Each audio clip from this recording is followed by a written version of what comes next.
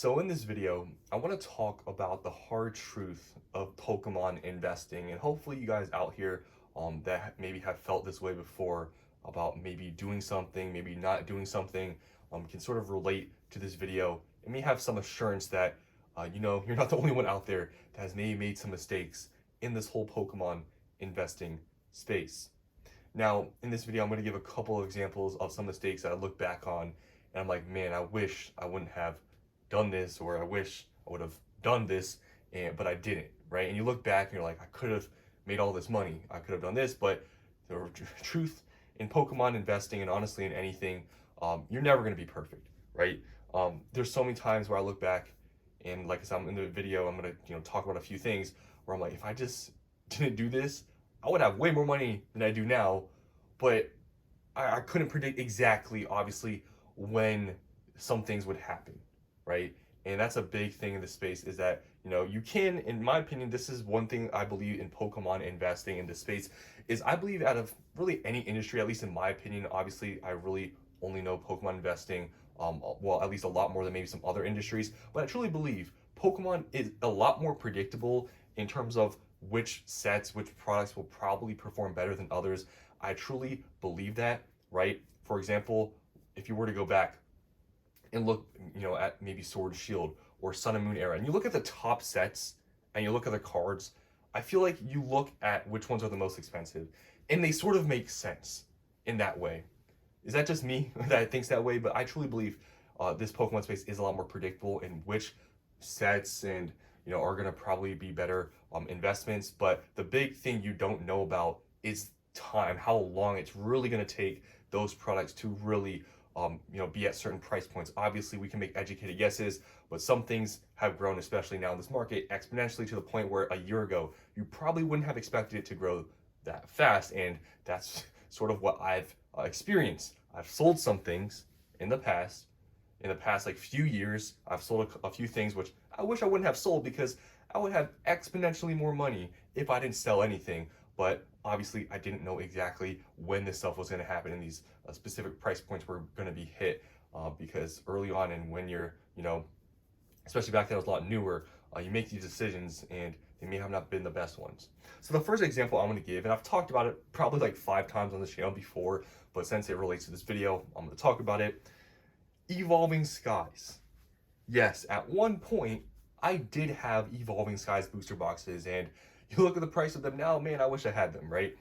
So early on, this was, I believe, in 2022, okay? 2022, like middle end of year of 2022, I had some Evolving Skies booster boxes. I did. I had 10 Evolving Skies booster boxes. My average cost was about $150. So my average cost was about $150, and I had 10 Evolving Skies booster boxes. Obviously, you do the math, 150 times 10, it's only $1,500. Now, I don't mean to say that like 1,500 is a small amount of money, but I mean, compared up to what it's at now, it's a small chunk of change, right? Now, the reason why I even sold them, and I knew in my mind, even early on, this was early on when I was investing, I just knew Evolving Skies was going to perform. I knew it, but the reason why I sold them was because I heard about this reprint coming. I heard that this reprint was coming. I heard, they're due for a reprint.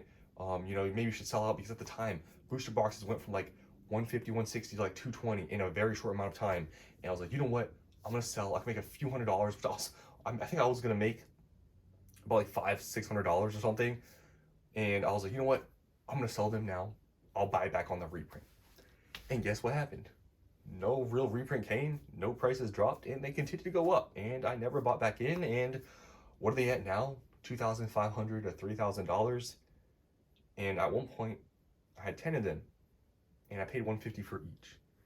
What are 10 booster boxes worth now? Anywhere from $25,000 to $30,000, guys. I can buy a Toyota Camry, a brand new Toyota Camry. I can buy basically a brand new car. And my investment was only $1,500.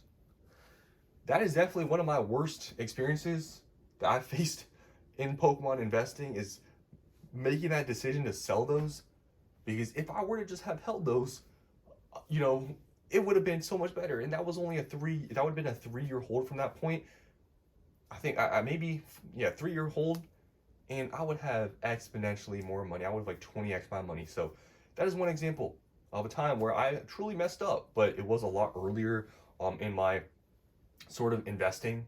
And now, if I had the opportunity, instead of selling, I would have bought more on the dip and averaged my costs. But during that time, I was thinking very, very short term.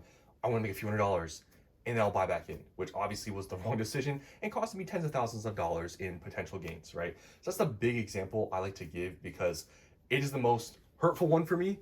But it was early on, and I can't blame myself for it because it was early, and a few $100s was pretty good back then. But now I wouldn't have done that probably, knowing what I know now. But the next example, this is more of a recent one, okay? But it kind of goes to what I'm trying. I'll say another thing.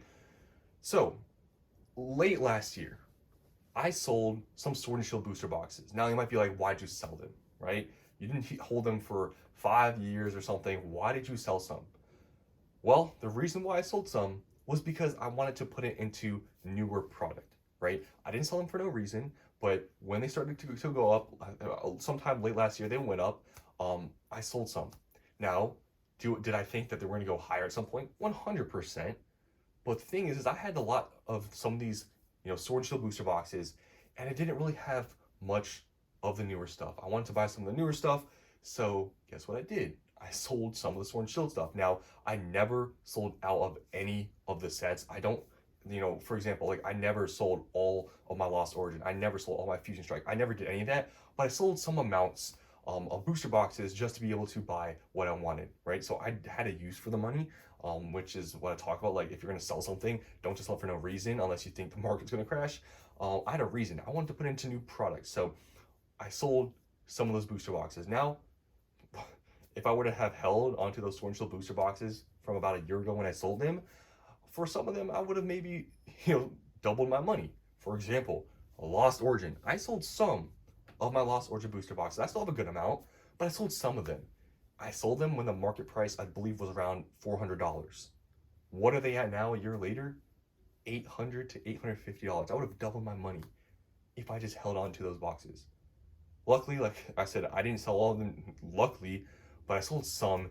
And if I were to have just held all of them, guys, I would have, it's unfortunate to say, but I would have had thousands and thousands of more dollars if I just held onto those boxes. Now, I can't tell you, obviously, that I didn't use my money for good because, for example, I believe some of those sales of those Lost Origin boxes were going towards some things like Surging Sparks, which I basically then doubled my money on because of the price point I paid at. So I can't say I made a wrong decision, right? Selling those because I was able to make money on those Lost Origin boxes, right? And I was able to buy Surging Sparks boxes, which I doubled my money. So I guess in that way, it wasn't the worst thing ever. But still, right?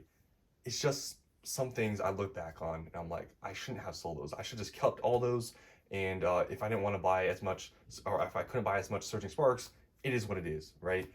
But that is definitely one thing I look back on. I wish I would have just kept every single one of my Lost Origin boxes, but I didn't. But for the time, I had money for something else, and that's what I did. So those are just a few examples of mistakes I've made investing in a Pokemon. Most of them were just not, I shouldn't have sold anything. And there also are some instances, I guess I'll give one example here where I should have bought. For example, I believe it was early last year or something around that time. I was thinking about buying some Sun and Moon boxes and potentially a Black and White box. I remember, I think it was about a year and a half ago.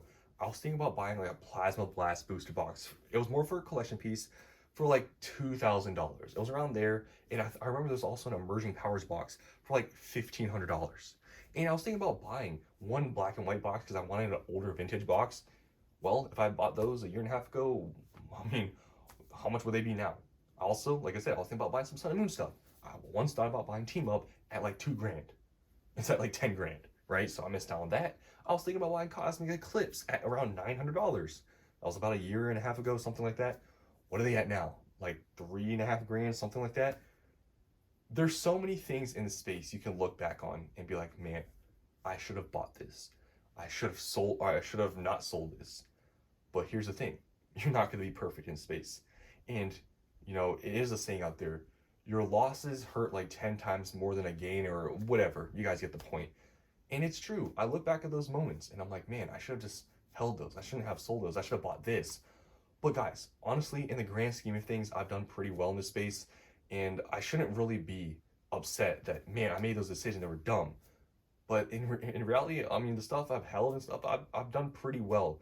And I guess that's one of those things where the saying is true, where your losses, you know, hurt a lot more than your gains. And that's just very true because, yeah, I mean, all you really think about when you look back is maybe those losses. And you don't really think about, man, I did also make all these gains too. So that's just me being transparent, sharing some stories of things that I've done wrong.